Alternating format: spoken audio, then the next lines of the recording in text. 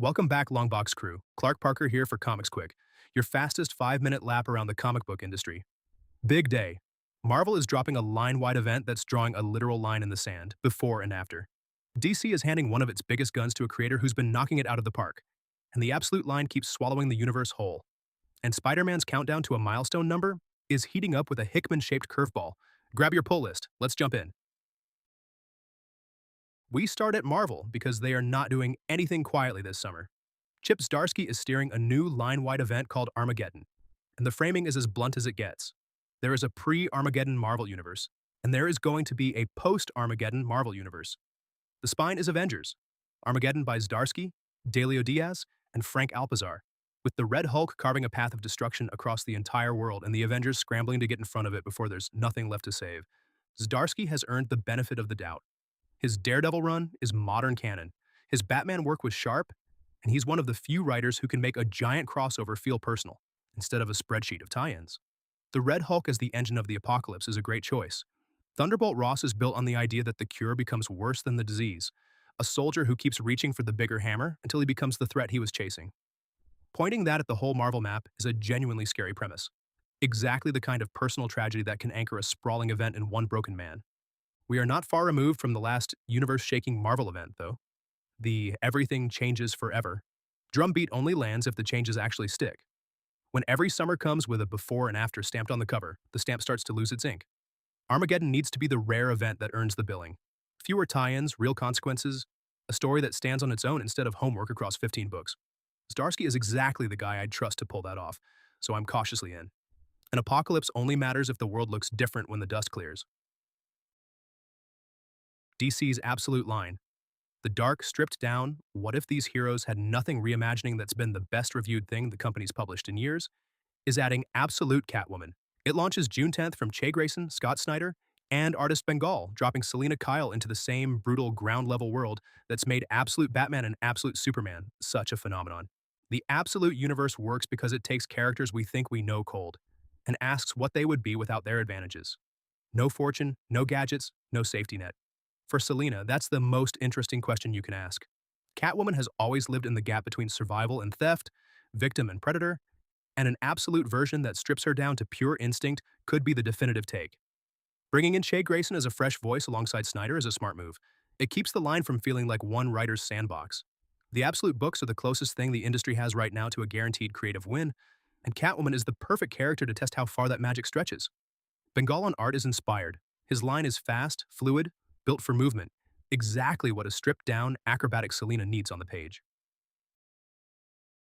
And speaking of milestones, let's talk Spider-Man, because Marvel is marching Amazing Spider-Man toward issue 1000 and pulling out the big guns to get there.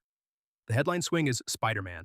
Long Way Home, a new book from Jonathan Hickman and Adam Kubert that throws Peter Parker, Frank Castle, and Bruce Banner together on a mission to keep a cosmic cube out of the hands of AIM. Read that lineup again. Spidey, the Punisher, and the Hulk on a reality-warping heist. That is not a normal Tuesday for Peter.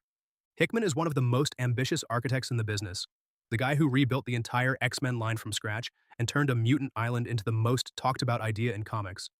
Handing him Spider-Man with a cosmic cube on the table is the kind of high-concept gamble I love seeing on a flagship character. Pair that with Adam Kubert, who draws action like few people alive, and you've got a book that looks like an event even when it's billed as a side trip.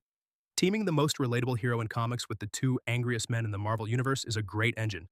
Peter is the conscience of that trio, and watching him keep Castle and Banner pointed in the right direction is built-in story fuel. The road to a 1000th issue should feel like a celebration, and stacking creators like this is how you do it right. Spider-Man is strongest when he's grounded. Rent, guilt, bad luck, so the cosmic stuff has to serve Peter's character instead of swallowing it. Hickman rarely loses the human thread, so I'm optimistic this is the good kind of big. All right, rapid fire. 3 smaller stories you need on your radar. First, the Energon universe keeps growing, and the new toy on the shelf is a big one. Image is launching MASK from Dan Watters and Pi Par, reinventing the classic cartoon inside the same shared world as the smash hit Transformers and G.I. Joe books. Watters is a horror-minded writer with real range, so a MASK that's weirder and darker than the 80s version has my full attention. Second, Joshua Williamson and Leo Max are launching a new horror series at Image called Wolfman. The hook is sharp. A kid heads off to college to reinvent himself, only to feel an actual monster clawing its way out from the inside. Williamson is a hit machine. College's transformation is a clean premise, and Leomax is a perfect fit for body horror dread. This is my pick of the indie launches this month. Third, DC Go.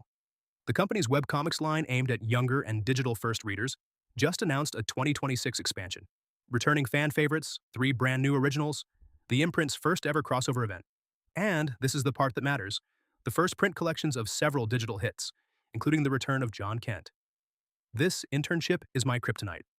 Getting those scroll-native books into print is exactly how you turn a phone reader into a comic shop customer. The next lifelong collector almost certainly starts on a screen before they ever set foot in a shop. Smart, patient pipeline building, and I'm glad to see DC actually investing in the on-ramp instead of just complaining about the audience getting older. So that's the day. Marvel's drawing a before and after line through its whole universe with Zdarsky's Armageddon. DC's red-hot Absolute line adds Absolute Catwoman from Grayson, Snyder, and Bengal on June 10th. And Spider-Man's road to issue 1000 kicks into gear with Hickman and Kubert's Long Way Home. 2 questions for you. First, do you trust Marvel to make Armageddon's changes actually stick? Or are you suffering event fatigue too? Second, which character do you most want pulled into the Absolute universe next? Drop it in the comments. I read everyone. If today's report earned it, smash that subscribe button so the next one lands in your feed. Go support your local comic shop, grab those pre-orders, and keep reading comics. I've been Clark Parker for ComicsQuick. See you in the next one. Take care, my friends.